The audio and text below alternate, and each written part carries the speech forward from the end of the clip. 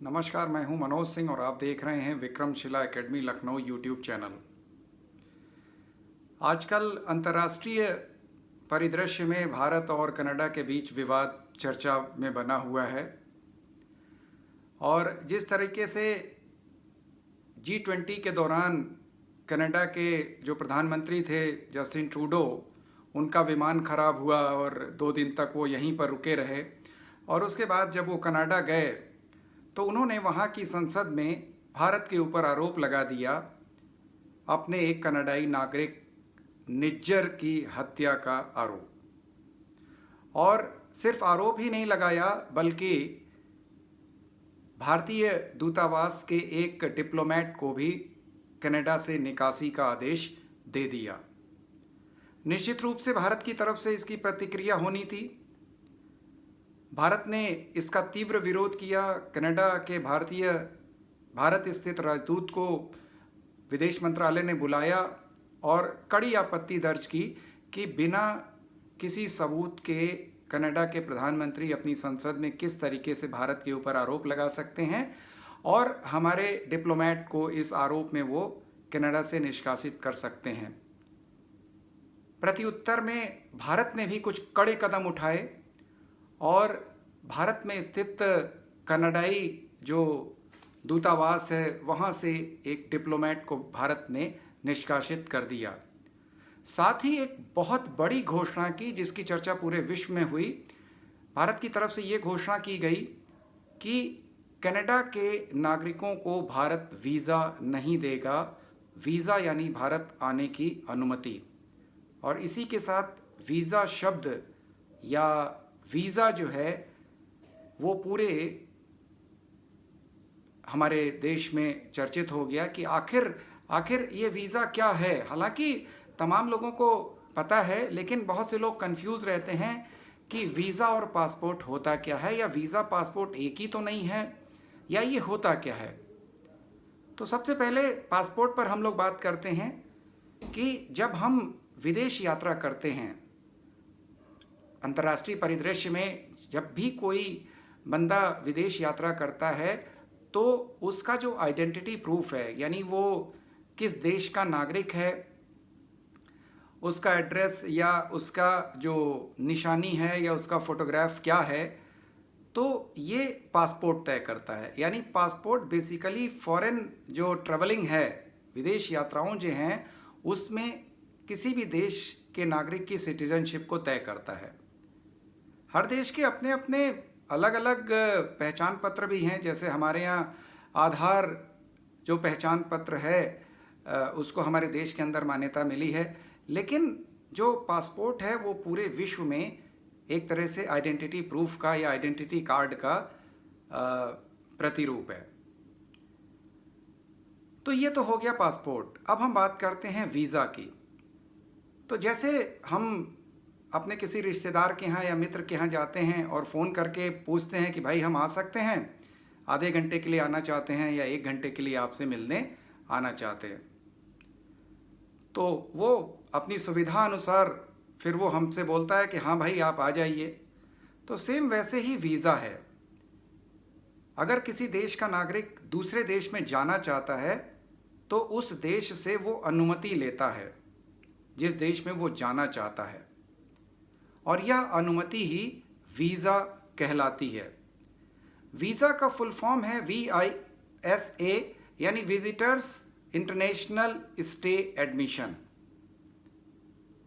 और पहले इतना कठिन नहीं था। जैसे आप आम जनजीवन में ही देख लीजिए कि लोग बिना अनुमति के, बिना फ़ोन किए आज से 10 साल 15 साल पहले अपने किसी रिश्तेदार के यहाँ चले जाते थे, किसी पड़ोसी के यहाँ चले जाते थे, किसी मित्र के यहाँ चले जाते थे।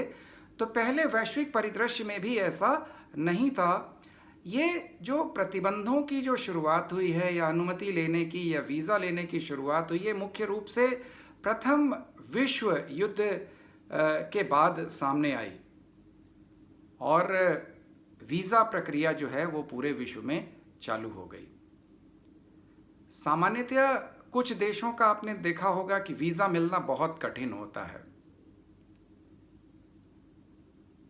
अब जो देश विकसित हैं या जो अमीर देश हैं, जो आगे देश हैं, उनका वीज़ा या उनके यहाँ जाने की अनुमति कठिन होती है, क्योंकि उन्हें लगता है कि भीड़ उनके यहाँ आ जाएगी और उनके संसाधनों पर या उनकी व्यवस्थाओं को ध्वस्त कर देगी। अब किसी देश का पासपोर्ट कितना शक्तिशाली है, उस आधार पर उसको विश्व के देश अनुमति देते हैं यहाँ अपने यहाँ आने की। और बाकायदे हर साल इसके लिए एक रैंकिंग जारी होती है जिसको हेनले पासपोर्ट इंडेक्स रैंकिंग कहा जाता है। इसमें कई आधारों पर विश्व के तमाम देशों के पासपोर्ट की मजबूती की रैंकिंग की जाती है, यानी उन देशों को ऊपर रखा जाता है जिन देशों के पासपोर्ट से आप अधिक से अधिक देशों में बिना वीज़ा के आप जा सकते हैं। तो हेनले इंटरनेशनल जो पासपोर्ट इंडेक्स रैंकिंग है, उसने जो 2023 की अपनी जो रैंकिंग जारी की है, उसमें विश्व में सबसे शक्तिशाली पासपोर्ट सिंगापुर का है। सिंगापुर ने इससे पहले जो सबसे टॉप पर था जापान, उसको पछाड़ दिया है।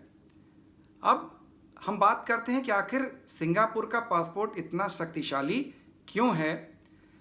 क्योंकि सिंगापुर के पासपोर्ट से हम विश्व के तमाम देशों में जा सकते हैं और इनकी संख्या 193 है। यानी सिंगापुर पासपोर्ट जो होल्डर है वो विश्व के 193 देशों में बिना वीज़ा के, बिना अनुमति के जा सकता है।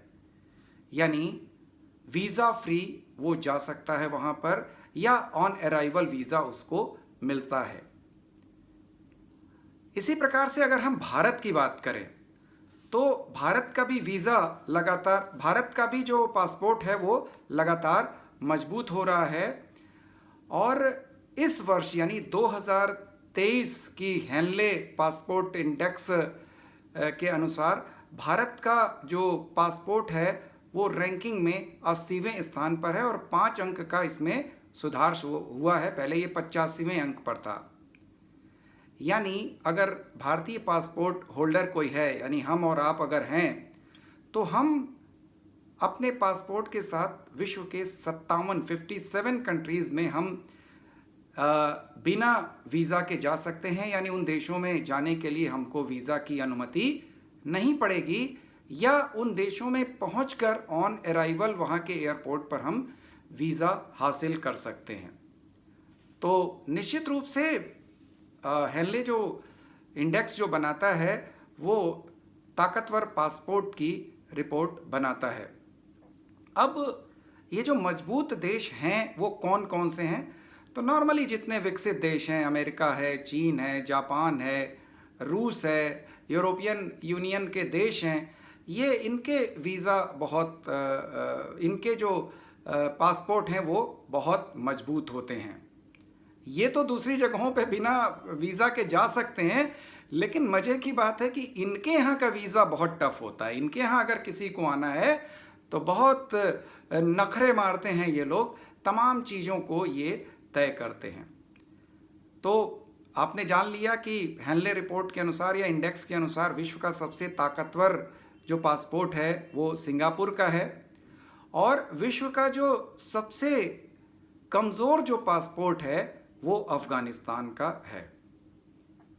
अब सवाल ये उठता है कि वीज़ा कितने प्रकार का होता है। तो अलग अलग देशों में वीज़ा के अलग अलग प्रकार हैं।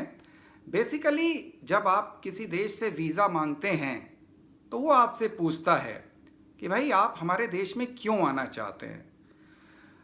तो नॉर्मली हर देश के अपने अलग अलग नियम होते हैं।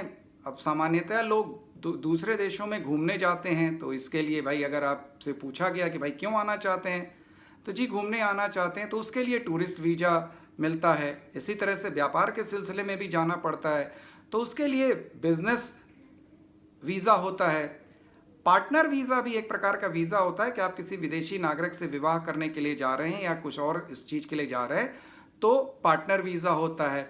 इसके अलावा जो हमारे जो पत्रकार बंधु एक देश से दूसरे देशों में जाते हैं खबरें कलेक्ट करने के लिए, तो उसमें आपका पत्रकार वाला चलता है, उसको हम लोग बोलते हैं जर्नलिस्ट वीज़ा। इसी तरह से एक ट्रांजिट वीज़ा होता है जो सामान्यतः 5 दिन के लिए वैध होता है।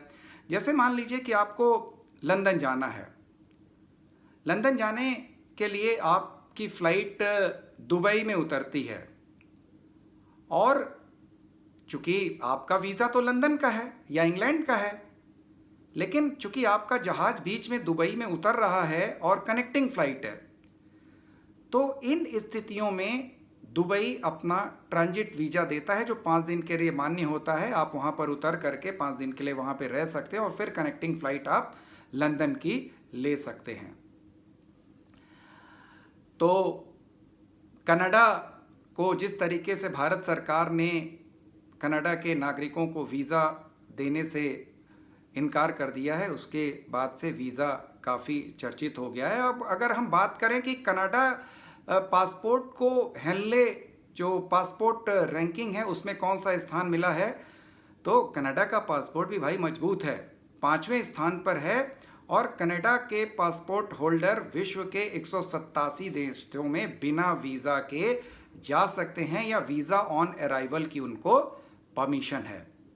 लेकिन भाई हमारे देश ने तो कनाडाई पासपोर्ट होल्डर का वीज़ा ही रोक दिया है, यानी अब कनाडा का कोई नागरिक भारत में नहीं आ सकता है। और इससे तमाम राजनीतिक समस्याएं खड़ी हो उठी हैं, क्योंकि हमारे देश के तमाम नागरिक जो हैं वो उन्होंने कनाडा की नागरिकता हासिल कर ली है। अभी हम लोगों ने अक्षय कुमार पे भी एक वीडियो बनाया था जिसमें अक्षय कुमार पहले कनाडा के नागरिक थे। गनीमत है कि अक्षय कुमार ने अपनी कनाडा की नागरिकता छोड़ करके पुनः भारत की नागरिकता हासिल कर ली है। तो तमाम व्यवहारिक दिक्कतें इससे उत्पन्न हो गई हैं, लेकिन अंतर्राष्ट्रीय कूटनीति में कभी कभी देशों को इस तरीके से निर्णय अपने हित में लेने पड़ते हैं। तो आज बस इतना ही। अगले वीडियो में हम लोग फिर से मिलेंगे। आपसे अनुरोध है कि इस वीडियो को लाइक करें, शेयर करें और ज़्यादा से ज़्यादा इस चैनल को आप सब्सक्राइब करें। नमस्कार, जय हिंद।